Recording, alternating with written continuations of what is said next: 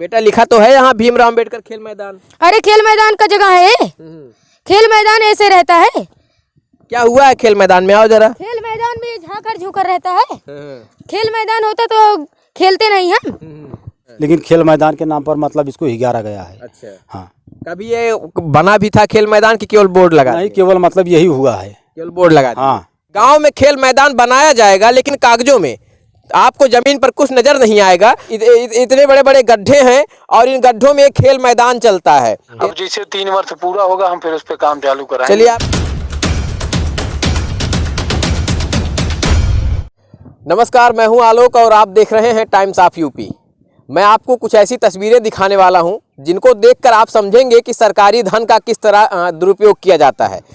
मैं आपको कुछ ऐसी और भी तस्वीरें दिखाऊंगा जिसे देखकर आप समझेंगे कि गांव में ग्राम पंचायतों में सरकारी धनों को लेकर किस तरीके से बंदरबाट किया जाता है। जो सरकार की मंशा होती है, जो सरकारी मंशा होती है कि इस सुविधा को हम गांव तक पहुंचाएंगे, वो सुविधाएं आखिर गांव में पहुंचने के बाद कैसे जमींदोज हो जाती हैं, वो तस्वीरें भी मैं आपको दिखाऊंगा। इस समय मैं मौजूद हूं रामनाथपुर में, जो जयसिंहपुर विकास खंड के अंतर आता है। और मैं आपको दिखा रहा हूँ, आप ये बोर्ड देख रहे होंगे, ऊपर लिखा है डॉक्टर भीमराव अंबेडकर जी और नीचे लिखा है खेल मैदान।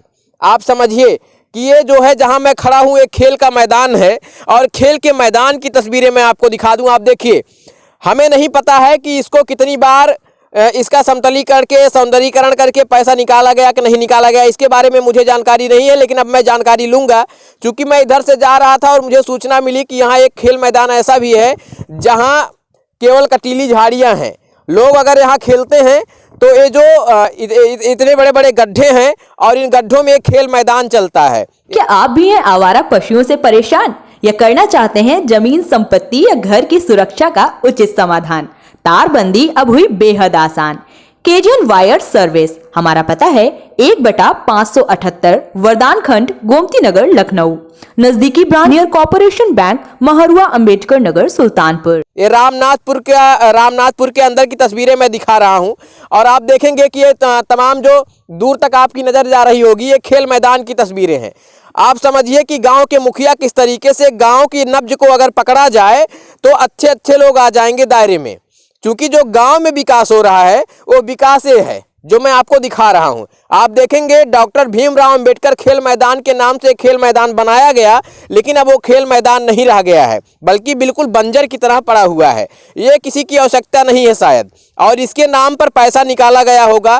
किसी समय खेल मैदान के नाम पर यहाँ जेसीबी चली होगी, किसी समय यहाँ ट्रैक्टर चलाए गए होंगे, किसी समय यहाँ लाखों रुपए निकाले गए होंगे, जिसके बाद से इसको खेल मैदान का रूप दिया गया होगा। लेकिन अब वो खेल मैदान नहीं रह गया है। आप देखेंगे चारों तरफ तस्वीरों में दिखाइए, आपको लग रहा होगा कि मैं आखिर यहाँ कैसे आ गया। तो मैं आपको बता दूं कि यही वो है हमारे देश की अर्थव्यवस्था जहाँ से डूब रही है।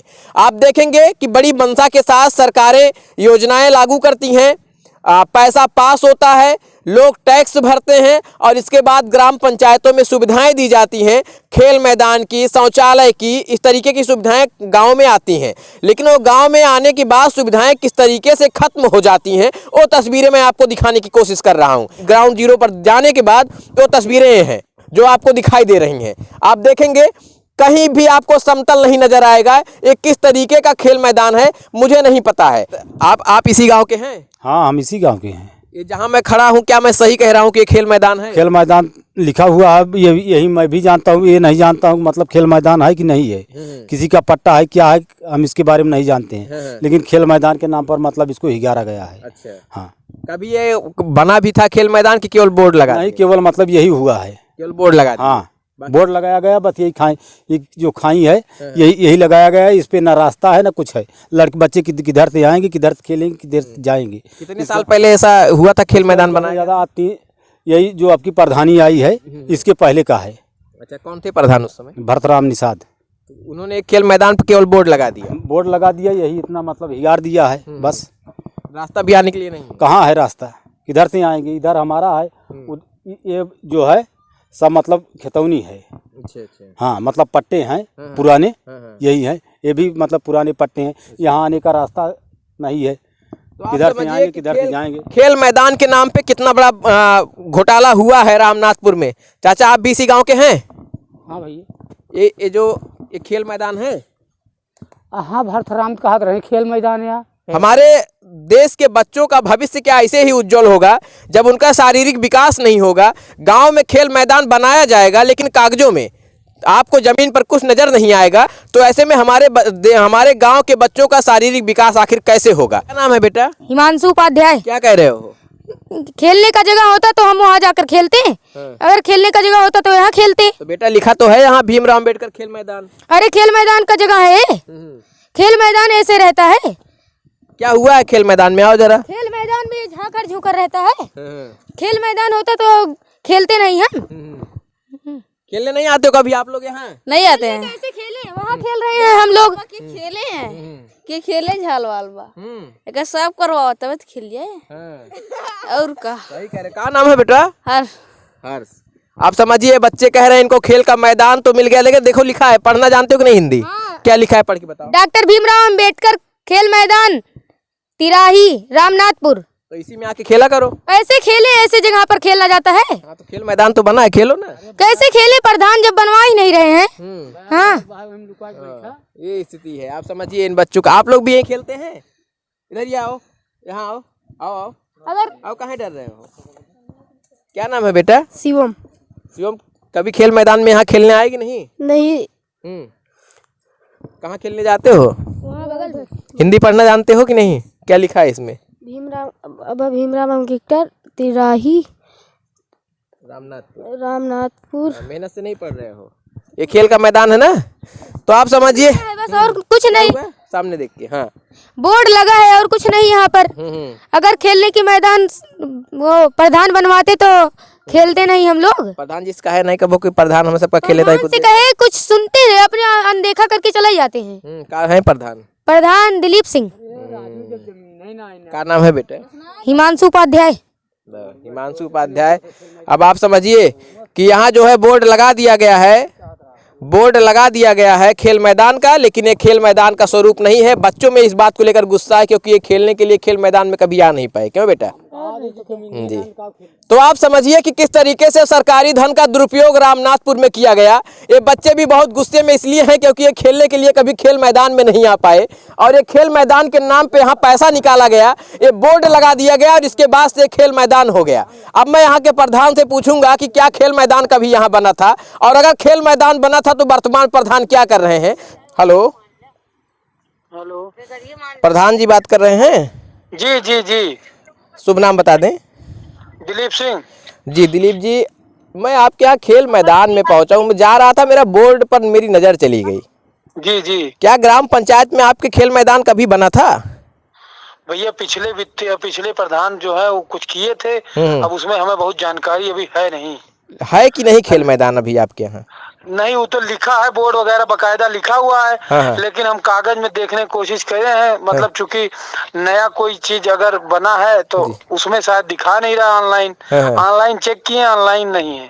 प्रधान जी मैं आपको थोड़ा इंटरप्ट करूंगा।